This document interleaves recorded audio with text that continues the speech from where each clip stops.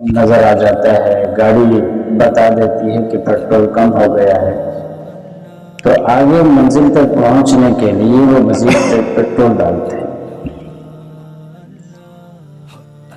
اسی طرح سے اللہ تبارک و تعالیٰ نے ہم لوگوں کو اس دنیا سے بھیجا۔ دنیا میں بھیجنے سے پہلے اللہ تبارک و تعالیٰ نے ماں کے پیٹ میں 9 مہینے اسٹے کرایا، 9 مہینے وہاں پر ٹھہرایا، اور ٹھہرانے کے بعد اللہ تبارک و تعالیٰ نے اس دنیا میں بھیجا۔ وہاں انسان کا جو وقت گزرا ہے اس میں انسان کو عقل و شعور نہیں دیا، اس لیے وہاں پر انسان چاہ کر کے بھی تیاری نہیں کر سکتا تھا۔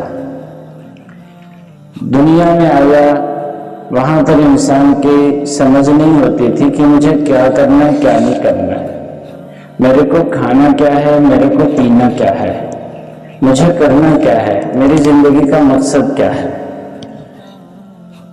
اس کو شعور نہیں، اس کو عقل نہیں۔ یہی وجہ ہے کہ ہمارے گھروں میں بچے پیدا ہوتے ہیں، بچے چھوٹے ہوتے ہیں، بچوں کو گرنے سے بچانے کے لیے ماں باپ خیال رکھتے ہیں۔ بچے کو یہ پتہ نہیں چلتا ہے کہ سامنے جس چیز کو میں چھو رہا ہوں یہ آگ ہے یا پھول ہے۔ حضرت موسیٰ علیہ السلام، اس پہ مجھے یاد آیا، فرعون کے گھر میں جب پلنے لگے تو فرعون جب موسیٰ علیہ السلام کو گود میں اٹھاتا تھا تو موسیٰ علیہ السلام اس کی داڑھی نوچتے تھے۔ تو ایک دفعہ فرعون نے اپنی بیوی سے کہا کہ نجومیوں نے جو بتایا ہے کہ بنی اسرائیل کے بچہ میری تباہی اور خاتمے کا باعث بنے گا، کیا یہ بچہ وہ تو نہیں ہے؟ تو بیوی نے کہا کیا پاگل پنے کی باتیں کرتے ہو، یہ بچہ ہے، لاشعور ہے، اس کو کچھ سمجھ ہی نہیں ہے، یہ بچہ کیسے ہو سکتا ہے؟ کہا کہ مجھے خطرہ لگ رہا ہے، جب بھی اس کو گود میں اٹھاتا ہوں کہ داڑھی پکڑتا ہے، جس طرح بچوں کی عادت ہوتی ہے جو بھی چیز ہاتھ میں آ جائے پکڑ کے کھینچتے ہیں۔ کہا کہ چلو تمہیں یقین نہیں آتا تو ایسا کر لو کہ ایک تھالی میں پھول رکھو، دوسرے میں انگارے رکھو اور بچے کے سامنے کر دو، اگر یہ پھولوں کو اٹھا لے تو اس کا مطلب یہ ہے کہ اس کو شعور ہے، اور اگر انگاروں کو چھو لے اٹھا لے تو اس کا مطلب یہ ہے کہ اس کو شعور نہیں۔ بچہ ہوتا ہے۔ حضرت موسیٰ علیہ السلام نے ہاتھ آگے بڑھایا پھولوں کی طرف، جبریل نگرانی کر رہے تھے تو ان کا ہاتھ بڑھایا انگاروں کی طرف، ایک انگارہ اٹھا کر کے منہ میں ڈالا۔ حضرت موسیٰ علیہ السلام کی زبان میں جو لکنت تھی، تفسیروں میں لکھا ہے وہ لکنت اسی انگارے کے زبان جلانے کی وجہ سے تھی۔ تو فرعون کو تسلی ہو گئی کہ نہ بابا، نہ یہ سمجھ کے نہیں کر رہا ہے، نہ سمجھی میں کر رہا ہے۔ بتانے کا مقصد یہ کہ چھوٹا بچہ ہوتا ہے، اس کو شعور نہیں ہوتا کہ کس چیز سے مجھے فائدہ ملے گا، کس چیز سے مجھے نقصان۔ اس کو بچانے کی ذمہ داری ماں باپ کی ہوتی ہے، اور اس کے بعد بچہ جب شعور کی عمر کو پہنچ جاتا ہے، جس کو ہم لوگ عاقل بالغ کہتے ہیں، یہ انسان کے تکمیل کی علامت ہوتی ہے۔ اللہ تبارک و تعالیٰ کے پہچاننے کے لیے اب اس کا مزید کوئی عذر قبول نہیں، اس کا دماغ کامل ہوتا ہے، اس کا جسم کامل ہوتا ہے۔ اس کے بعد اللہ تبارک و تعالیٰ بندے کو مکلف بنا دیتے ہیں۔ اب بندے کی تکلیف کیا ہے؟ بندے کو، جس کو بولتے ہیں مکلف، بندے کو اپنے مزاج کے خلاف کام کرنا پڑتا ہے۔ فجر کی نماز کے لیے اٹھنا بندے کے لیے مشکل ہے، لیکن یہ سوچ کر کہ میرے پیارے رب کا حکم ہے، اس کو اٹھنا پڑتا ہے۔ اپنے کام میں لگا ہوا ہے، اذان ہو گئی ظہر کے لیے، عصر کے لیے، نماز کے لیے، مغرب کے لیے، عشاء کے لیے، نماز کے لیے فارغ کرنا یہ مشکل ہوتا ہے، لیکن یہ سوچ کر اس کو عقل شعور دے دیا کہ یہ سوچ کر کہ بھائی میرے رب کا حکم ہے، دنیا کی چیزوں سے مجھے پیار اور محبت ہے تو مجھے اپنے رب سے بھی پیار اور محبت ہے، اس لیے دنیا کو چھوڑ دوں گا، رب کو راضی کروں گا، رب کے حکم کو ٹال نہیں سکتا۔ یوں سمجھ لیں، ہم گھر سے نکلتے ہیں، بیوی بچے بولتے ہیں، بچے بولتے ہیں ہمیں یہ چاہیے، بیوی بولتی ہمیں یہ چاہیے، تو ہمارے دل و دماغ میں ایک بات بیٹھ جاتی ہے کہ یار یہ چیز مجھے چاہیے، باہر سے لا کر کے گھر میں دینی، ہم اس کے لیے انتظام کرتے ہیں۔ ہمارے رب نے عقل و شعور کے بعد ایک ہی حکم دے دیے کہ میرے بندو، میرے یہ باتوں پر تم عمل کر لو، اس پہ میں راضی ہو جاؤں گا، میری ان باتوں سے جن سے میں منع کر رہا ہوں یہ کرو گے، میں اس سے ناراض ہو جاؤں گا۔ اب انسان کے اختیار میں ہے، چاہے تو اپنے رب کو راضی رکھے، چاہے تو اپنے رب کو ناراض رکھے۔ اللہ تبارک و تعالیٰ نے ہم سب انسانوں کو اس دنیا میں بھیجا ہے رب کو راضی کرنے کے لیے۔ جس طرح سے ہمارے پورے کا پورے جسم ہے، یہ پورے کا پورے جسم خادم بنایا ہے، اس پورے جسم کا مخدوم بنایا ہے دل کو۔ یہ ہاتھ کھانا کھلانے کا کام کرتے ہیں، پیسہ کمانے کا، محنت کرنے کا کام کرتے ہیں، کس لیے؟ تاکہ دل کی حرکت چلتی رہے۔ انسان اگر کھانا نہیں کھاتا ہے تو ایک وقت ایسا آ جاتا ہے کہ دل کمزور ہو کر کے حرکت کرنا بند کر دیتا ہے، انسان کی زندگی کا خاتمہ ہوتا ہے۔ پیروں کو اللہ تبارک و تعالیٰ نے دل کا خادم بنایا، آنکھوں کو اللہ تبارک و تعالیٰ نے دل کا خادم بنایا، زبان کو اللہ نے دل کا خادم بنایا، ناک کو اللہ تبارک و تعالیٰ نے دل کا خادم بنایا۔ انسان کے پورے جسم کو اللہ تبارک و تعالیٰ نے دل کا خادم بنایا ہے اور دل کو مخدوم بنایا۔ سارے کا سارا جسم محنت کرتا ہے اور اس محنت کا آخری نتیجہ کیا ہے؟ تاکہ دل حرکت کرتا رہے اور انسان زندہ رہے۔ قرآن کریم میں اللہ تبارک و تعالیٰ نے ساری کائنات سے عبرت حاصل کرنے کا حکم دیا اور ساتھ ساتھ اللہ تبارک و تعالیٰ آخر میں کیا فرماتے ہیں؟ وَفِي أَنفُسِكُمْ أَفَلَا تُبْصِرُونَ۔ تمہارے اس جسم کے اندر ہم نے اپنی قدرت رکھی ہے، کیا تم دیکھتے نہیں ہو؟ ساری کائنات کے اللہ تبارک و تعالیٰ نے، علماء فرماتے ہیں کہ اس کو بڑی کائنات بنا دی، انسان کو چھوٹی کائنات بنا دیا۔ اس کائنات میں میٹھا پانی بھی آپ کو نظر آئے گا، انسان کے لعاب کو اللہ نے میٹھا بنا دیا۔ اس کائنات میں کھارا پانی نظر آتا ہے، اللہ تبارک و تعالیٰ نے انسان کے آنکھ کے پانی کو کھارا بنا دیا۔ اس کائنات کے اندر تیزابیت والا پانی آپ کو ملے گا، اللہ نے انسان کے پیشاب کو تیزابیت والا بنا دیا۔ یہ چھوٹی کائنات ہے، کائنات کے اندر نہریں ہوتی ہیں، کائنات کے اندر پانی کی سوتیں ہوتی ہیں۔ اللہ تبارک و تعالیٰ نے جسم کے اندر، کائنات میں بڑی نہریں بھی ہوتی ہیں، چھوٹی نہریں بھی ہوتی ہیں۔ اللہ نے جسم کے اندر کچھ نسوں کو بڑا کر دیا، کچھ نسوں کو چھوٹا کر دیا۔ پوری کائنات کے اندر جتنی چیزیں ہیں، ان تمام چیزوں کو اللہ تبارک و تعالیٰ نے مائکرو کر کے، چھوٹا کر کے ایک انسان کے اندر سما دیا ہے۔ کائنات میں پانی، انسان کے اندر پانی، کائنات کے اندر سالڈ، انسان کے اندر سالڈ، کائنات کے اندر کائرن، انسان کے اندر کائرن، کائنات کے اندر یہ اسٹیل، لوہا، اس انسان کے اندر بھی اسٹیل، لوہا، ہر چیز اللہ تبارک و تعالیٰ نے انسان کے اندر رکھی ہے۔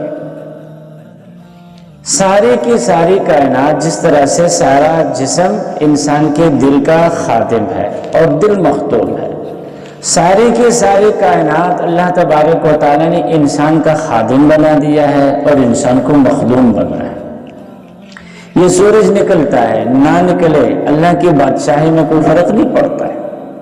یہ سورج ہمارے اور آپ کے لیے اللہ تبارک و تعالیٰ نے نکال دیا ہے تاکہ میرے بندے دین کی روشنی میں محنت کرنے کے لیے نکلیں گے، اپنی روزی روٹی کمانے کے لیے نکلیں گے تو ان کو ایک کھلا رستہ نظر آ جائے، ان کے پیروں کو ٹھوکر نہ لگے۔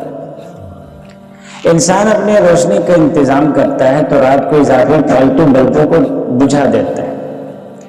بھائی کیوں بلبوں کو بجھاتے ہیں؟ کہتے ہیں کہ یار بل زیادہ آ جائے گا، ضرورت نہیں ہے نا بل زیادہ آ جائے۔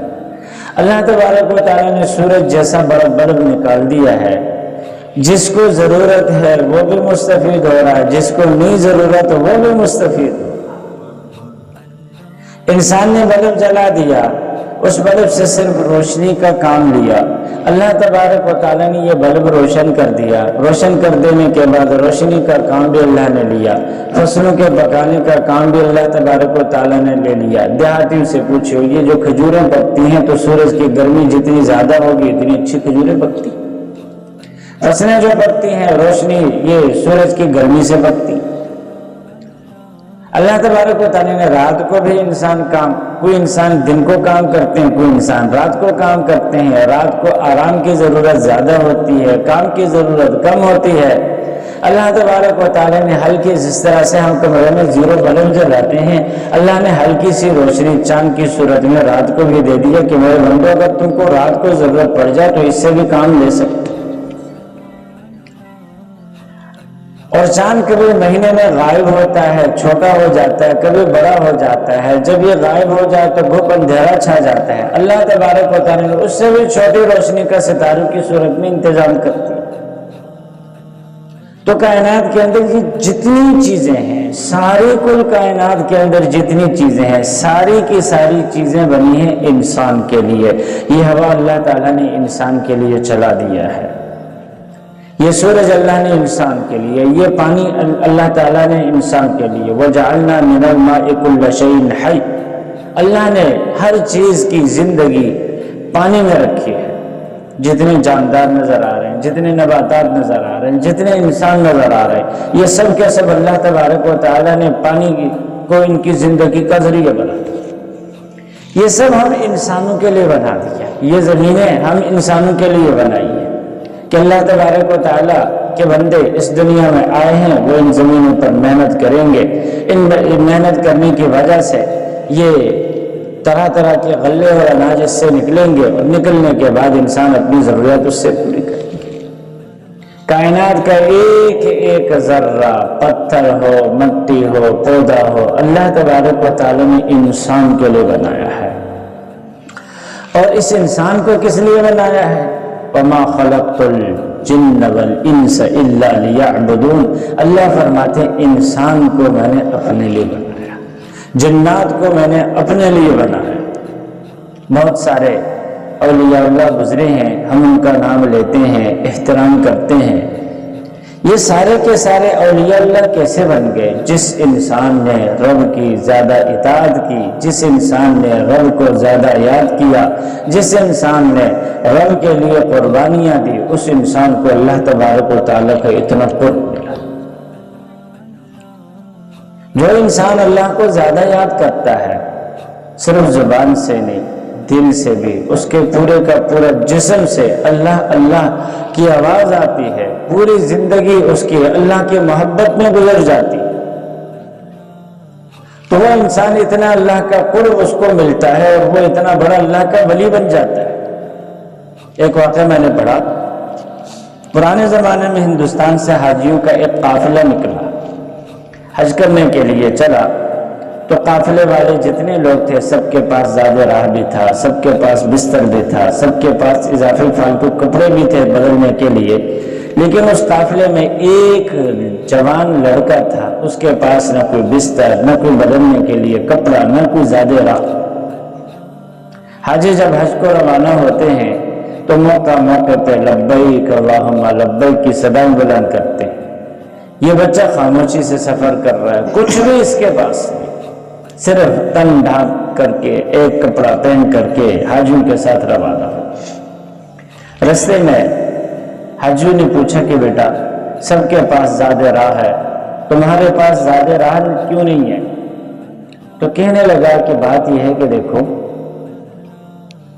آپ لوگ مجھے جواب دو، کوئی انسان کسی بادشاہ سے ملنے کے لیے چلا جائے اور وہ اپنا ناشتہ دان میں بنا کر کے لے جائے کہ بادشاہ میرے کو کھلا نہیں سکے گا، میں اس کا مہمان بنوں گا، تو کیا اس بادشاہ کی بے عزتی ہے یا نہیں؟ کہنے لگے ہاں اس کی بے عزتی ہے۔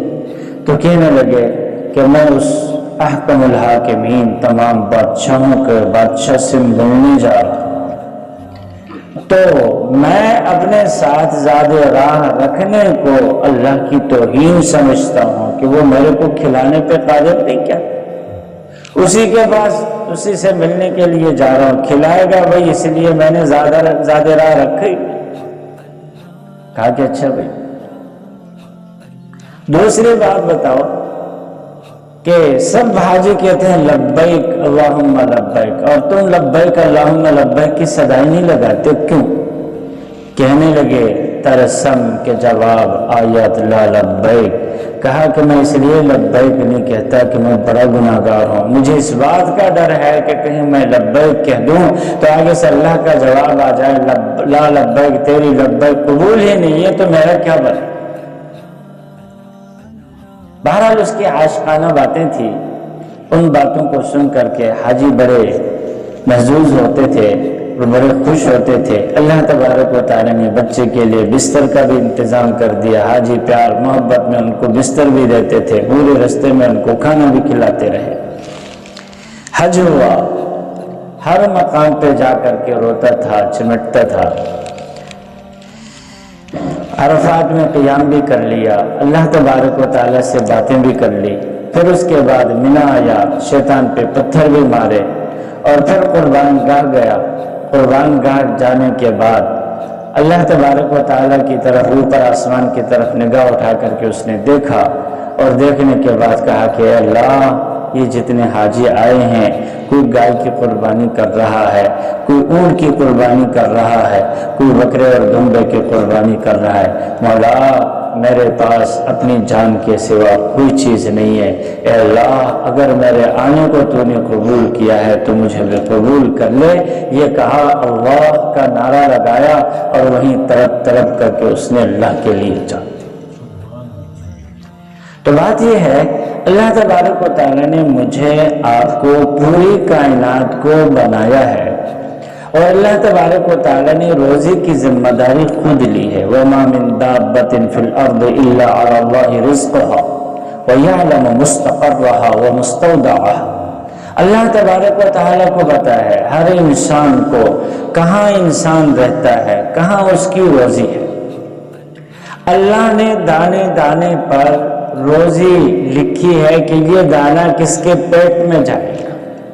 اس پر مجھے یاد آیا، ایک واقعہ کہیں پڑھا تھا، کوئٹہ سے ایک بندے نے پنجاب آنا تھا، آفس میں تھوڑی سی دیر ہو گئی تو جلدی گھر آیا تو گھر والی نے بتایا کہ بھائی بڑا مسئلہ خراب ہو گیا ہے۔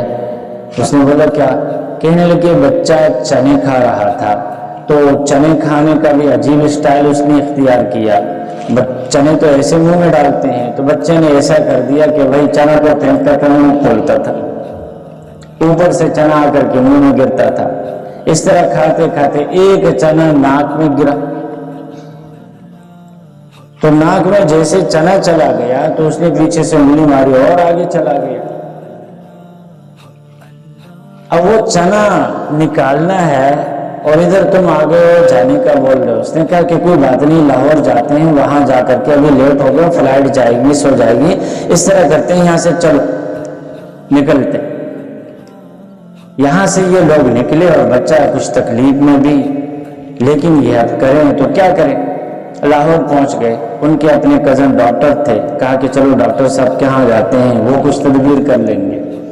اللہ، ڈاکٹر صاحب کے ہاں پہنچ گئے، بیل بجائے، اندر سے ان کی بیگم آئی، دروازہ کھولا، ان کو بٹھایا، تو انہوں نے پوچھا ڈاکٹر صاحب کہاں ہیں؟ کہنے لگے بس وہ آتے ہی ہوں گے، تھوڑی دیر میں پہنچ رہے۔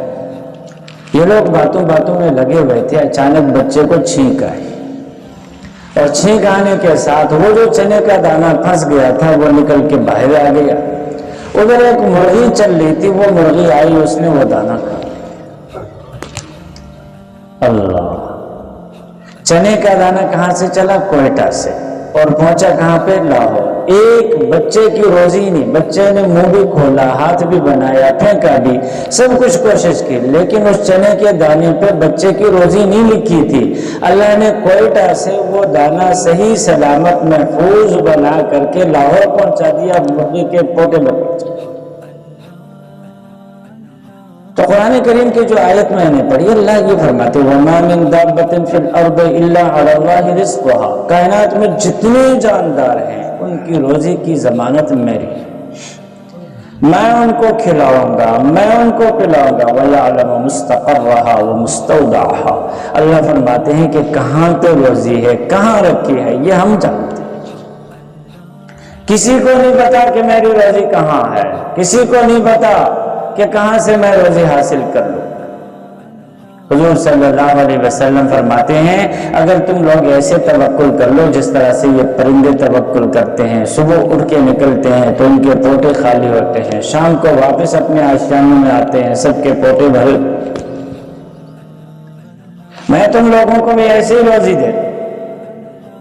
تو اللہ تبارک و تعالیٰ کے لیے کوئی مشکل نہیں۔ ایک اور بات میں پڑھ رہا تھا، حضرت ذوالفقار پیر ذوالفقار صاحب نے اپنے کتاب میں لکھا ہے، کہنے لگے ایک دفعہ ہم سفر پہ جا رہے تھے تو ڈرائیور کو بول دیا کہ بھائی نیند پوری کر لو، صبح سویرے ہی چلیں گے تاکہ دھوپ کے تیز ہونے تک ہم کافی سفر طے کر چکے ہوں۔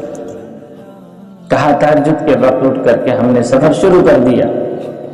چلتے چلاتے راستے میں ایک جگہ پر اچانک ڈرائیور نے بریک لگائی، کہا کہ میں پیچھے سیٹ پہ بیٹھا ہوا تھا تو میں نے کہا کہ بھائی کیا اونگ آ گئی ہے کیا؟ تمہیں کہا ہے نا کہ نیند پوری کر لیا کرو۔ کہنے لگی حضرت اونگ نہیں آئی ہے، اصل یہ ہے کہ راستے سامنے ایک کتا اچانک آ گیا تھا، اس کو بچانے کے لیے میں نے بریک لگائی ہے۔ کہا کہ چلو خیر ہو گئی ہے، چلتے ہیں، گاڑی چلاؤ آگے۔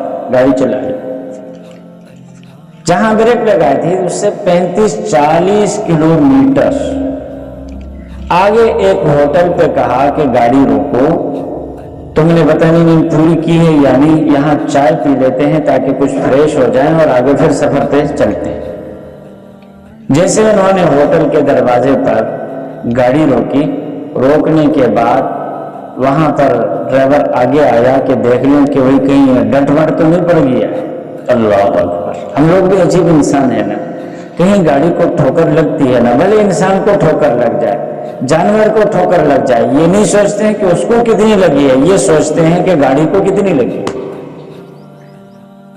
تو دیکھنے کے لیے آیا کہ کہیں گاڑی کو کوئی ٹھوکر لگ کر کے کوئی گاڑی کا نقصان تو نہیں ہوا ہے۔ وہ جیسے ہی آیا تو اس کے من پر تو کتا